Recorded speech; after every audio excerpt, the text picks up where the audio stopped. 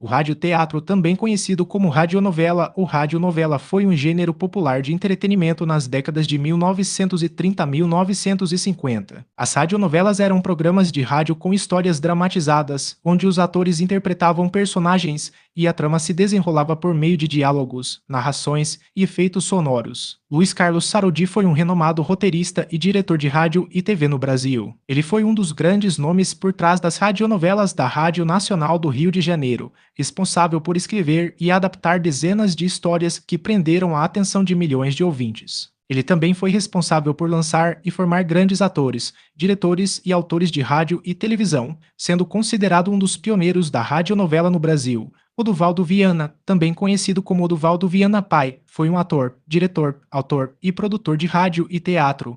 Ele foi uma figura central no desenvolvimento do rádio-teatro no Brasil, especialmente na Rádio Nacional do Rio de Janeiro. Sua influência e contribuição foram fundamentais para a popularização do gênero e para a criação de um modelo de sucesso para as futuras radionovelas. Em 1943, Oduvaldo Viana convidou o dramaturgo Oduvaldo Viana Filho para trabalhar com ele, e eles formaram uma das duplas mais importantes do rádio-teatro no Brasil. Juntos, eles criaram e produziram inúmeras radionovelas, muitas delas com grande sucesso de público. O estilo de Viana e Viana Filho se caracterizou por um tom mais realista e com a introdução de temas sociais em suas obras, o que os diferenciava de outros autores e diretores da época. Rádio Marinque Veiga, Tupi e Nacional * Rádio Marinque Veiga, fundada em 1926, foi uma das primeiras e mais importantes emissoras do Rio de Janeiro. Liderou a audiência durante a década de 1930, lançando talentos como Carmen Miranda e sua irmã Aurora. Foi conhecida por seus programas de humor e música. Com o tempo,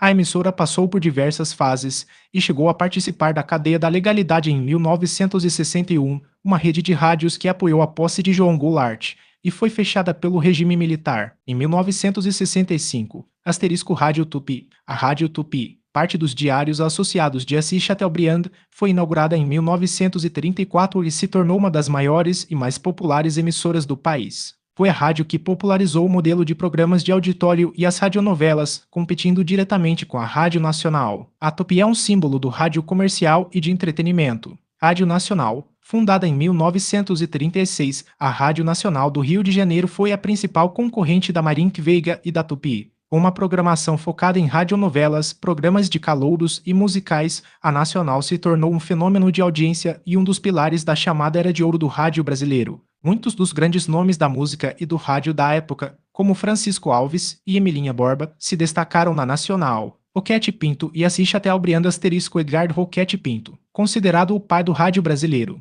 Em 1923, ele fundou a Rádio Sociedade do Rio de Janeiro, a primeira emissora oficial do país. Diferente do modelo comercial, sua visão era de um rádio educativo e cultural, uma ferramenta para levar conhecimento, ciência e arte para a população, especialmente para aqueles que não tinham acesso à escola ou aos livros. Assis Chateaubriand foi um dos nomes mais influentes e polêmicos da história da mídia brasileira. Criador do Império de Comunicações Diários Associados, Chateaubriand foi um empresário visionário que viu o potencial do rádio e da televisão como veículos de massa. A Rádio Tupi foi uma das pedras angulares de seu império e, mais tarde, ele foi o responsável por trazer a televisão para o Brasil, inaugurando a TV Tupi em 1950. A sua abordagem era altamente comercial e focada no entretenimento popular. Esses nomes e emissoras moldaram a paisagem da comunicação no Brasil, com cada um deixando um legado único. Roquete Pinto estabeleceu as bases do rádio educativo, enquanto Chateaubriand popularizou o rádio comercial e de entretenimento em larga escala. A era de ouro do radioteatro no Brasil terminou em grande parte com a popularização da televisão,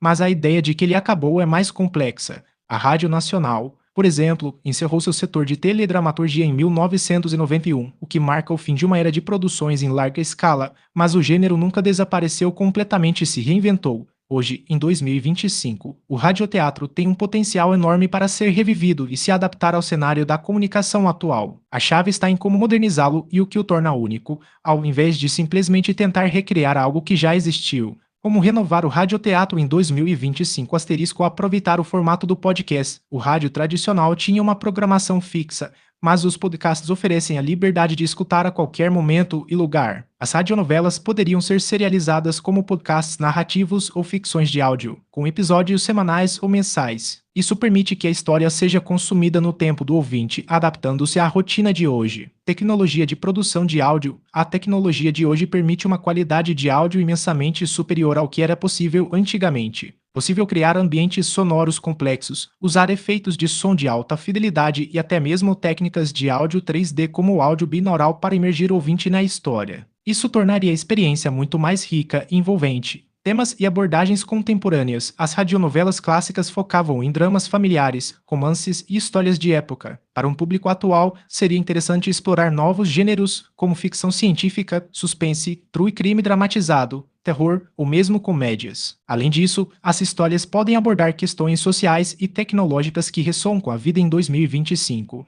Colaboração com novos talentos. Em vez de depender apenas de grandes emissoras, a produção pode ser democratizada. Criadores de conteúdo, roteiristas independentes, atores e sonoplastas podem colaborar para produzir histórias de alta qualidade com orçamentos menores. Plataformas de financiamento coletivo, como o Patreon, podem ser usadas para financiar esses projetos. Multimídia e interação com a audiência. O radioteatro moderno não precisa ser só áudio. Ele pode ser divulgado com elementos visuais, como artes conceituais, trailers e posts em redes sociais. Além disso, as plataformas de streaming podem oferecer ferramentas de interação para a audiência, como comentários, perguntas e respostas com os criadores e até mesmo escolhas que influenciam a história. A essência do radioteatro, que é o poder da imaginação e da narração através do som, continua sendo um formato muito atraente. A nostalgia do passado, combinada com a tecnologia e a criatividade do presente, poderia realmente dar vida a uma nova era para o radioteatro, porque podcasts de ficção são a evolução da radionovela. Qualidade de produção. A maioria dos podcasts de ficção investe pesado em design de som. Não é apenas o diálogo e uma trilha sonora. Eles criam ambientes sonoros imersivos, com sons de passos, chuva, barulhos de carro e sussurros que parecem estar ao seu lado, como se o que está acontecendo se passasse na sua frente. Narrativa mais complexa. Enquanto muitas radionovelas tinham tramas mais lineares e dramáticas, os podcasts de ficção exploram gêneros mais variados e complexos, como suspense, terror, ficção científica e mistério, e a forma como eles contam a história pode ser mais flexível, não precisando seguir a estrutura de capítulos diários. Fácil de acessar. Você não precisa esperar um horário específico no rádio. Pode ouvir no seu celular, a qualquer hora e em qualquer lugar. Além disso, muitos serviços de streaming de áudio disponibilizam os episódios para download. Clube dos 5. Podcast de ficção e suspense com histórias curtas inspiradas no gênero terror. Vozes, mistério, suspense e drama com histórias complexas e tramas que se entrelaçam. X da questão, histórias de aventura e suspense para toda a família.